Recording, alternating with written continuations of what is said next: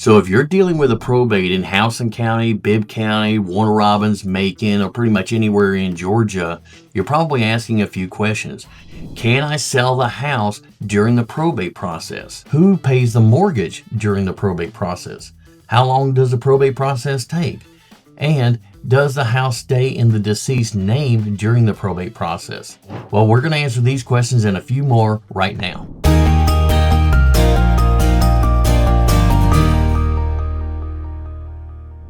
Hey guys, I'm Chris, your real estate problem solver. I'm a real estate agent and an investor in the Middle Georgia area, and we specialize in probate cases. So if you have a house in an estate that you need to sell, or if you want to keep the house and rent it out, we have services to help you with anything that you need in the probate process. We also have a network of professionals who can do house repairs, house cleanouts, estate sales.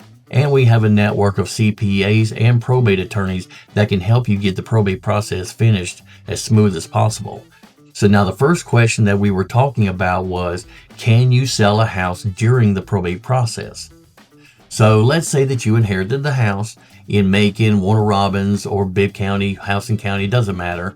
And you find out that there's somebody that's interested in that house and they want to go ahead and buy the house.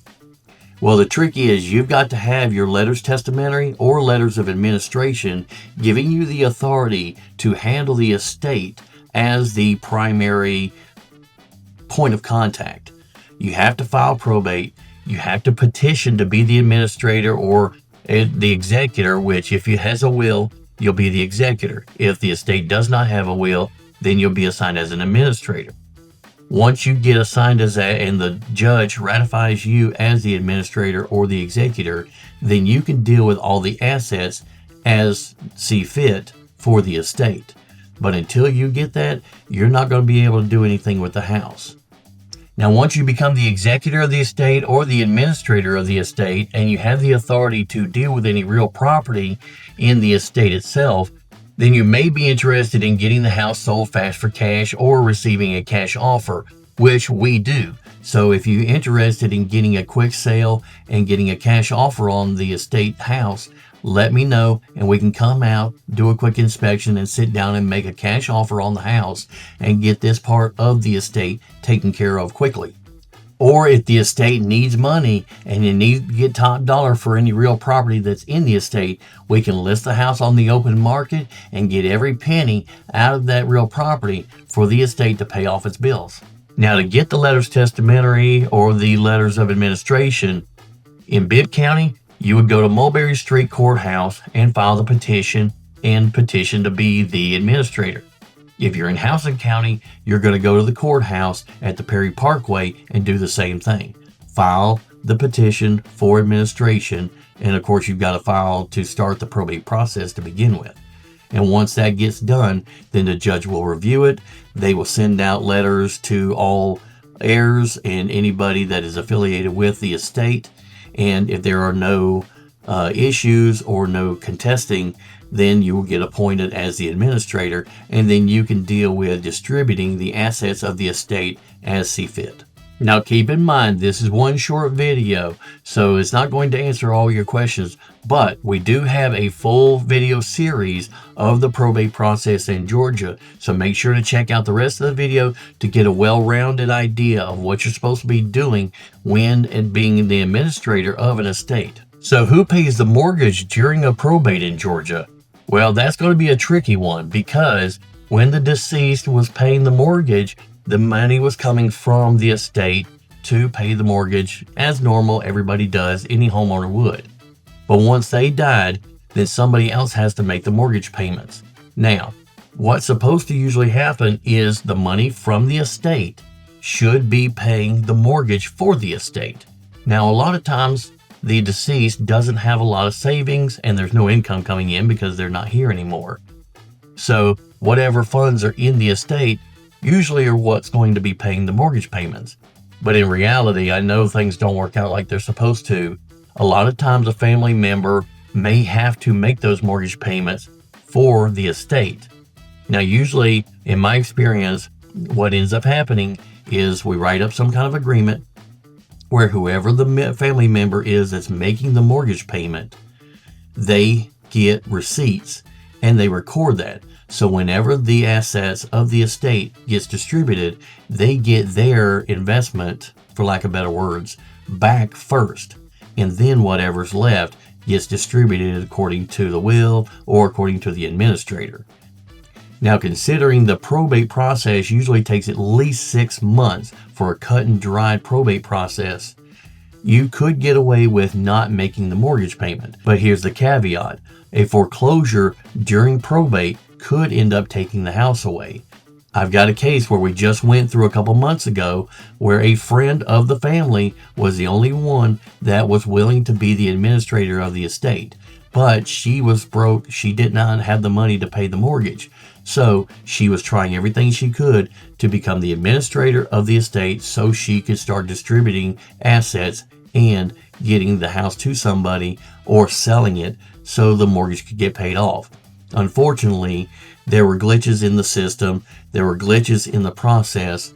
They didn't get the letters of administration issued in time, and the bank ended up foreclosing on the house while the house was still in probate. So they ended up losing the house, and everybody that was going to inherit didn't get anything for that. Unfortunately, in this case, the deceased did not have a surviving spouse, and they were not able to find all the surviving children until after it was too late. But in your case, if you do have a surviving spouse or surviving children involved, what they could do is petition for a year's support. What it does is it allows for the inheritance to set aside funds or property for a year's worth of support for the surviving family. This could also allow for the house to be immediately turned over to the surviving spouse. And it can protect the assets of the estate from certain creditors for a certain amount of time. And it gives the family breathing room to finish out the probate and distribute assets and pay off debts as they need to.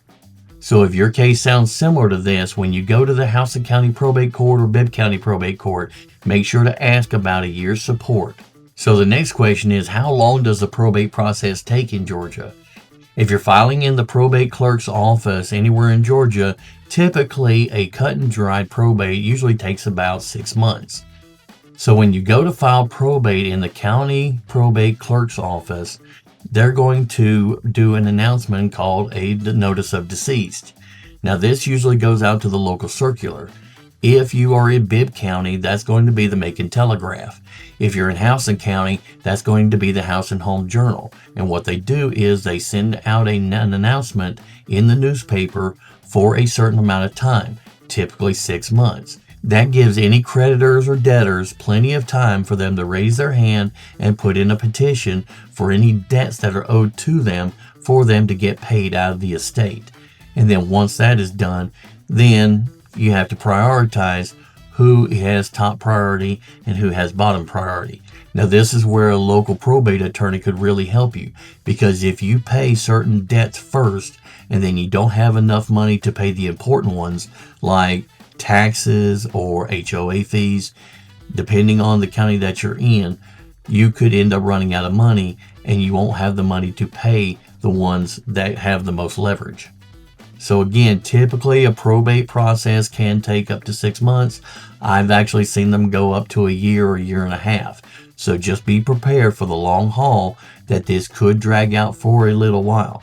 Just make sure that all your T's are crossed and your I's are dotted, and you check everything first before you go to the next step, or else you could end up adding a couple extra months to the probate timeline. So the next question is, does the house stay in the deceased person's name during the probate process in Georgia? Well, yes, it does. If there is a will involved with the estate, then the will is going to dictate who's going to be the executor, and then the judge will sign off on that and give them the letters testamentary. If there is no will, then somebody will petition to be the administrator. Once the judge signs off on that and gives them their letters of administration, then either one of them will have the authority to step into the deceased's shoes and deal with the estate as they see fit or as the will dictates. If there is a will and it assigns the house to somebody, it'll automatically go to them. But they don't actually own it until the executor signs the deed over and changes it into their name on title, then they own it. But until then, it just stays in the name of the deceased. If somebody is an administrator and there is no will, whatever the family agrees to, it goes to that person and they'll deed it to that person. If nobody wants the house, then the administrator will contact me and we'll either list the house or make a cash offer on the house to get it sold, and then the proceeds will go into the estate and get distributed to the heirs as the administrator or the family sees fit. Now keep in mind, these are all big questions and all of this can get very confusing.